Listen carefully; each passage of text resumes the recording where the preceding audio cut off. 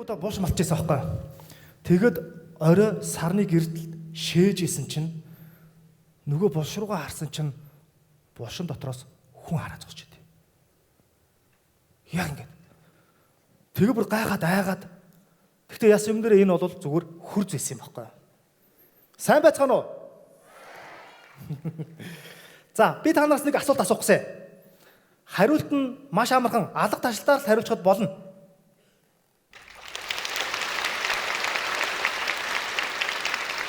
Яа. Чингис хотынхан амар ухаантай гэж зүний байна. Би асуултаа асуугаагүй шүү дээ. За, эзэн Чингис хааны үлгийн нутгаараа бахархдаг уу?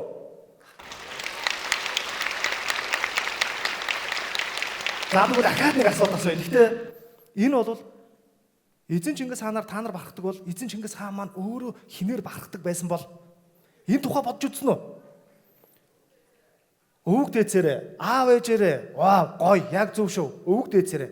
Тэгэх юм бол Чингис хаан эрдэмтэн мэрэгэн хүмүүсүүдийг маш их хүндэлдэг байсан байна. Нэг удаа амар эрдэмтэй мэрэгэн хүнтэй уулзсан байна л да.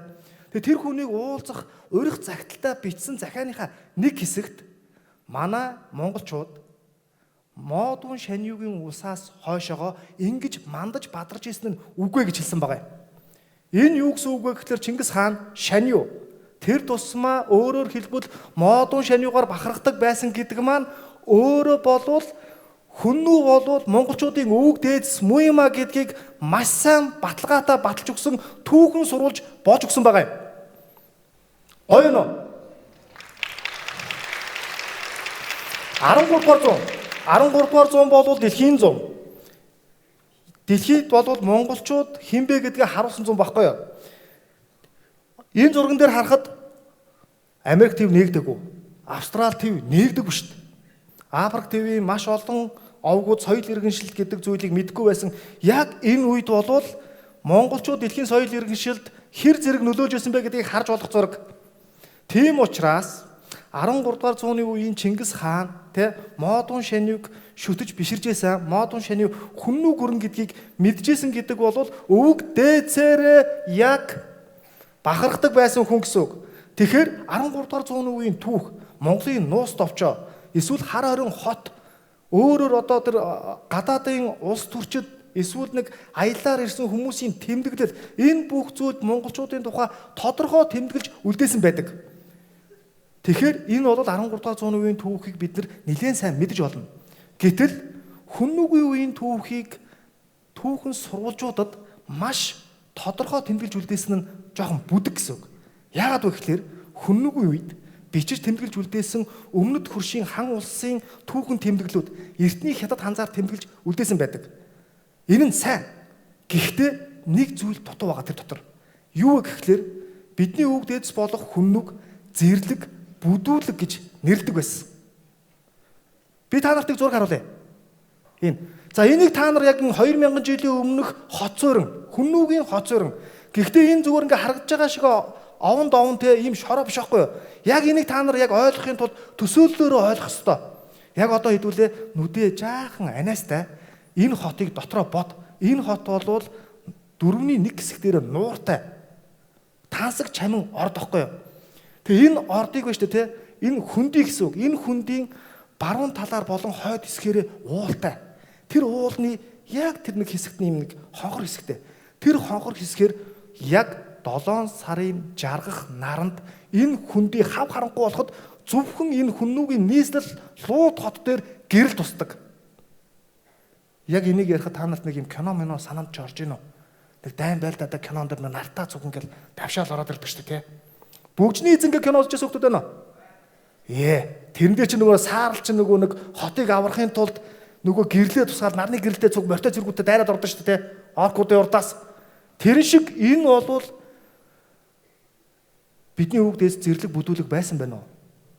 Үгүй байгаас тээ. Тэгэхээр нөгөө түүхэн сурвалж маань өөрөө болохоор яагаад биднийг зэрлэг бүдүүлэг гэж нэрлэдэг байгаа юм бэ?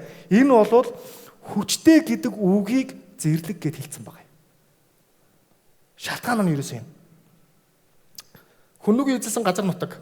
Тэгэхээр хүннүүчүүд хэр том газар нутаг эзэлж байсан бэ? Хэр том нөлөөтэй байсан бэ гэдгийг харж олж байгаа юм. За эндээс хүннүүгийн одоогийн археологийн дурсгалууд заяа 90% нь Монголд байдаг. Энэ нь бас археологийн дурсгал болвол яг нь хүн Монголын өв дээдс гэдгийг бас давхар нотлоод өгчөж байгаа юм. Чингис хаан нотлоод өчлөө. Археологийн дурсгал нь нотлоод өчлөө. Тэ түүхэн сурвалжинд бас нотлоод өчлөө. Нийслэл хот, Лууд хот нь бас батлаад өчлөө. Тэгэхээр энэ бол ер нь бол хүннүү бол яалчгүй монголчуудын өв дээдс гэдэг нь тодорхой юм. За энэ Лууд хотыг бол түүх сурвалжийн тэмдэглэлд ингэж бичсэн байгаа юм. Та бүхэн ахаа сайн төсөөлж бодож үзээрэй зэ. Өвс ургамал тэгширсэн, тал хүндийд сүндэрлсэн шаниун ордон гэж байгаа байхгүй. Тэгэхээр хүнүүгийн шаниугийн ордон. За тэгэхээр археологийн дурсгал гэдэг зүйл бол саяны тэр түүхэн улс төрийн өнгө аястаа иймэрхүү зүйлд бол яах нь зарим нэгэн тодорхой баримтуудыг өгж идэг. За энэ дэвсгэр зураг бол хүннүүгийн хаад язгууртны оршуулга бүхий Архангай аймгийн Өндөр Улаан сумд байдаг оршуулгын газар. Тэрний хамгийн баруун захад нь байгаа тэр нэг юм дөрвөлжин хажуудаа юм хагас саран хэлбэртэй маш олон цэгүүд байгааз энэ цэгүүдийг 2011 онд малтаж судалсан байдаг. Энэ малталгаар юу олдсон гэж Ромын үеийн шилэн аяга. Үнэхээр гайхалтай. Энэ Ромын үеийн шилэн аяга бол тухайн үеийн Ромын хаад язгууртнуудад зориулдаг байсан тансаг хэрэглийн зүйл. Энгийн худалдаанд зарагддаг байсан. Тэгэхээр энэний түүх бол бүр агуу. Энийг мэдмээр байна уу? Хариулт хэлэхгүй. Интернетээр дүүрэн байгаа. Та нар өөрсдөө олоод авчих заяа. За саяны дээр нэг малтсан гэдэг байгаа булшны чинь хамгийн том булш нь болохоор энэ язгууртны 1-р булш. Саяны дээр гайхалтай гэдэг байгаа шилэн аяг чинь энэ хааныхаа булшнаас биш. Зүгээр хаанд нь дагалдуулаад оршуулсан цэргийн жанжин ч юм уу зүгээр нэг энгийн хүний булшнаас гарсан идэг байгаа байхгүй. Хааны булшнаас юу гарах бол ахаал төсөөлн те. За тэгэхээр энэ хэр том бэ гэдгийг тэр хойно байгаа тэр нэг 2 тракторыг харж байна уу? Маш том байгааз. За тэгэхээр энэ бол археологийн малтлага бол зүгээр л ингээд нэг юм те шууд ингээд нээлт хийгээд байдаг зүйл биш. Маш олон хүний хүч хөдөлмөр шингэсэн байдаг. Энэ судалгаанд 2011 онд нийтдээ 200 гаруй хүний хүч хөдөлмөр шингэсэн байхгүй юу? Яг оргил үедээ 200 гаруй хүн ажилладаг гэсэн. Цэрэг одоо нэг оюутнууд те гих мэтлэнгээр. Эндээс зүгээр энэ дээжин шүү зэ. Зүгээр нэг ийм төрлийн олдврууд олдсон байгаа юм. За энэ бол алт мөнгөөр хийсэн те эсвэл хашаар хийсэн ер нь бол дандаа бүтэн олдврууд. Энэ бүтэн олдврууд маань бүгдээрээ зөвхөн морины тоног хэрэгсэлд хүнд зориулсан юм нь ганцхан тэр хаш байгаа юм. Хаан төрийн бэлэгдэл болсон хаш идлэл гээд. Үндсэн яг хааныхын булш нь харамсалтайгаар тоногчсон байсан, хажууд нь байсан адуу малынхын тоног хэрэгсэл нь байсан. Тэгэхээр энэ бол сүйх тэрэг морины чимэглэл. Хааны булшнаас юу гарсан бол юу байх бол гэдэг нь өөр амар эгзэгтэй асуудал байгаа шүү дээ. За ахаа саяны хэсэг дээр очие. Саяны энэ булшны малтлах судалгаа те энэ одоо бүх олдврууд хаана байгаа вэ гэж та хэд надаас асуух гээд байгаа бах те баг би мэдээд байна л да. Тэгэхээр энэ бүх олдврууд яг Чингис хаан музейд байгаа бүгдээрээ.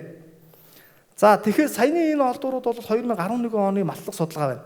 2011 оны малтлах судалгааг олсны дараа энэ 4000 гаруй олдвруудыг бүгдийг ингээд судлаад үзсэн чинь одоо энэ чинь одоо хаана байх уу те хаана хамгаалтанд авах уу ямар үн цэнтэй гэдгийг нь тодорхойлж байгаа юм.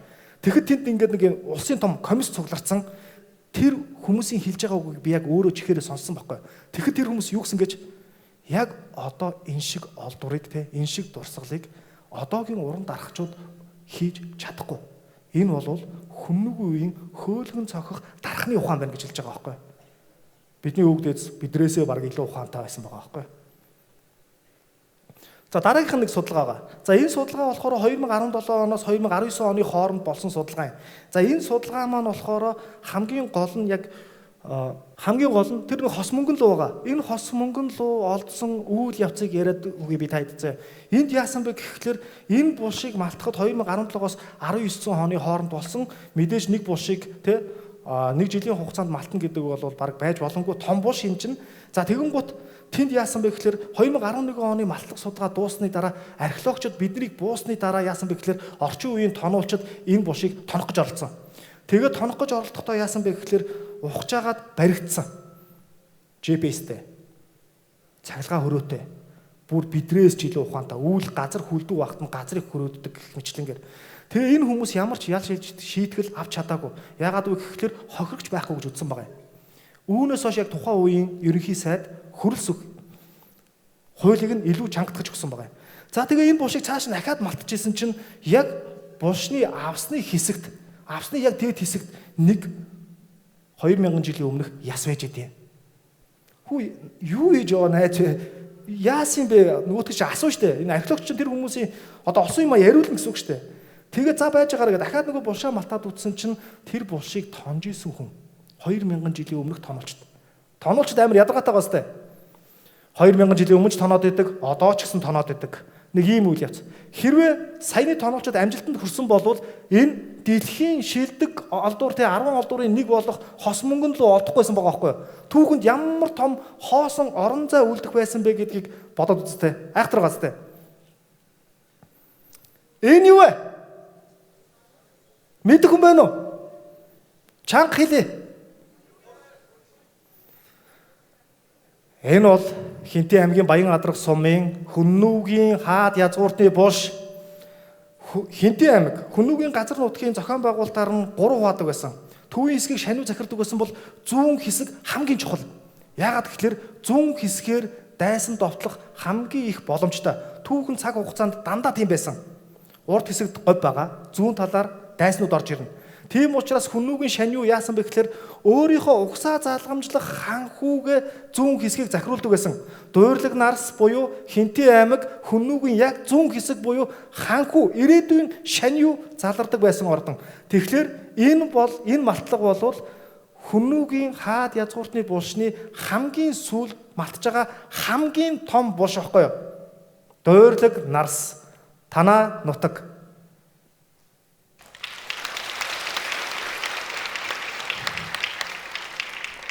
Том гэдгийг надаар хэлүүлдэггүй харагдаж байгаа сте. Тийм багаз. За тэгэхээр хүүхдүүдээ миний хэлэх гээд байгаа хамгийн гол санаа маань юу гэхээр Эзэн Чингис хаан Хүннүг үрнийг мэддэг байсан байна. Хүннүг үрнийг монголчуудын өвөг дээдс гэдгийг маш олон баримтаар батжуулдаг. Би зүгээр сая цагтаа тааруулаад жаахан хэдэн жишээ ярьлаа. Түүнээс гадна Хинтээ аймаг ер нь Монгол улс орн болвол те Хүннүүгийн хаад язгууртны булш, оршуулга, хот суурин те бүх зүйлээр баялаг. Ялангуяа Хинтээ аймаг бас маш их хүннүүтэй холбоотой дурсгалууд байдаг. Монголын үетэй холбоотойч дурсгалууд байдаг. Миний хэлэх гээд байгаа хамгийн гол санаа маань саяны хэлээд байгаа тэр тоноолчд эрт цагч байсан, одоо цагч байсан. Ирээдүйч байх бах. Гэхдээ яг одоо өнөөдөр миний илтгэлийг сонссон та бүхэн болвол ирээдүйн эко цагдаа нар буюу улс орноо хайрлан хамгаалах түүх соёлоо дээдлэх хүүхдүүд юм шүү. Та нар бол эко цагдаа нар. Баярлалаа. Thank you.